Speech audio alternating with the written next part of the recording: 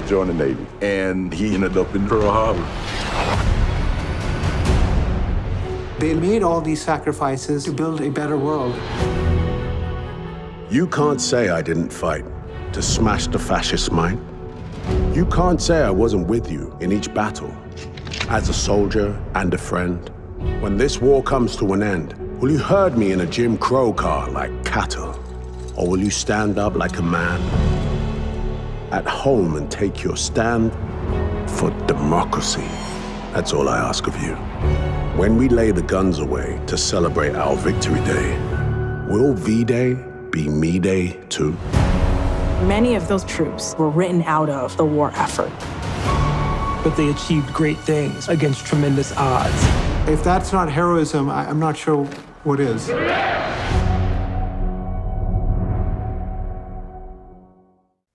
Hello, everyone. My name is Heather Hurt with the NRW, where nerds rule the world, and I am here today with executive producer Johanna Woolford Gibbon and interviewee Doreen Stevens, daughter of Staff Sgt. Johnnie Stevens, who served on the 761st Tank Battalion during World War II, to chat about erased World War II's heroes of color. Hello, how are you two today? Hi, nice to meet you. Nice to meet you. I'd like to start, Johanna, with you. One thing we learned about in the documentary that's so important is that there were millions of people of color who served during World War II. What decisions went into the selection of the specific stories being told, and why did you decide to tell 4 segmented stories versus, just going into one deep dive?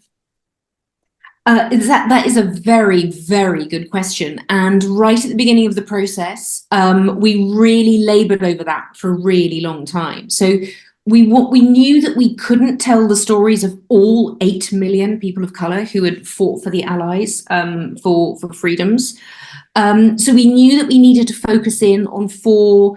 It was a 4-parter, so we had 4 separate battles where the actions of people of color had played a pivotal role in the success of a very well-known battle. So we wanted to highlight those battles and turn the history on its head to tell the real, deep, rich story of these events that have been portrayed from very much a white point of view, and to reveal a new history and the truth and the depth of the history. So we very quickly found ourselves looking at key battles like D-Day, like the Battle of the Bulge, for example. And we just went about trying to find those hidden stories and tell the bigger picture through 3 or 4 individuals who together their stories would tell that bigger picture. Wonderful. And it's done very personal, like from a very personal perspective. Doreen, from the family perspective, why was it so important for you to tell your stories for your family and have those words being told from your father's perspective, such as from his war journal? It was very important to me because my father was such a very humble man. For years, we never knew how much he had really did. So when we started finding out more and more, we were like, wow, Daddy did a whole lot. And it was just amazing to us because, I went through all these years of this man being my hero, just being my father. So to see all these accolades he got from the elite 761st tanker crew, that was just amazing to me and to my family. How did it feel talking about this on camera? Do you feel like do you feel like the audiences will truly get everything, or is there still so much more that you would love to tell?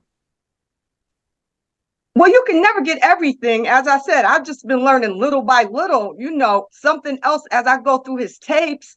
I always see something else and I'll say, wow, I never knew that. There's so much. And my father had so many tapes and he kept documents. He was like the original pack rat. So he kept a lot of stuff. So we keep finding stuff, exploring new things. My niece, my nephew, my son, my granddaughter, everybody is just happy. They look at him as grandpa, dad, the family member's uncle, but he was great to us. And there's a lot that everybody in my family could really tell about. So sweet. It was a great episode. It's a wonderful episode. Johanna, what was the process of getting in touch with these family members? Especially, and how did y'all go through getting the archival information and really ordering everything together? It was a really in-depth process, actually. And believe it or not, we had quite a tight turnaround time because National Geographic were very keen to get these stories out and aired as soon as possible. There is a sense of urgency here that this message needs to get out. It's D-Day today. There's lots of D-Day celebrations going on in Europe at the moment. And D-Day paved the way for those landings and the 761st to arrive. So it's a very joined up story. So we knew we needed to tell the bigger picture through individual stories and reach out to, sometimes we looked at local newspapers, sometimes we went to museums, sometimes we put out adverts, read books. There was a guy we got in contact with whose PhD had been about a specific subject. So we got him on board and looked through his PhD notes. We sent people out to Pakistan to look at original diaries and translate them from the Urdu for the story of Dunkirk, for example.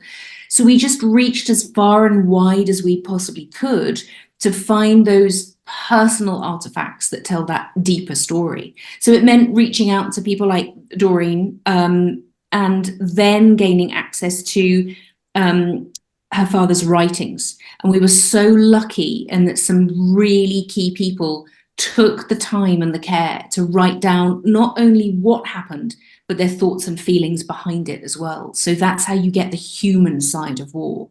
And we were just really privileged to be given access to diaries, letters, as Doreen said, recordings, really rare recordings of people's testimony.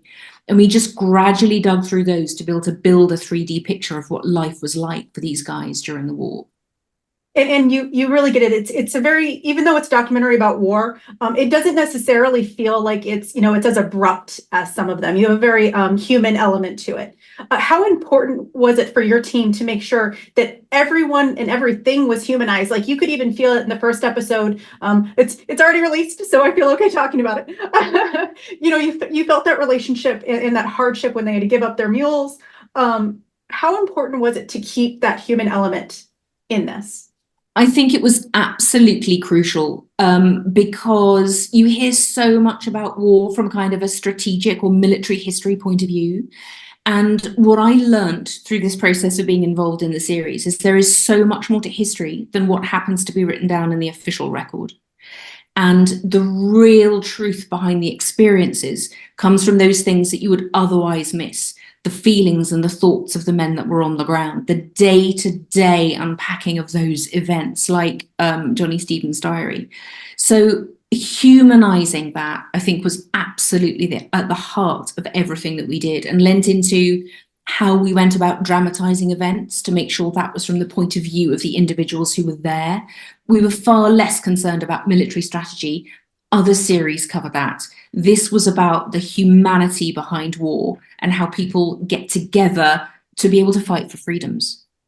It's beautiful. It's a beautiful documentary. Erased: World War II's Heroes of Color is the first 2 episodes are available right now on Nat Geo and Hulu and Disney Plus, with 2 more episodes premiering on June 10th.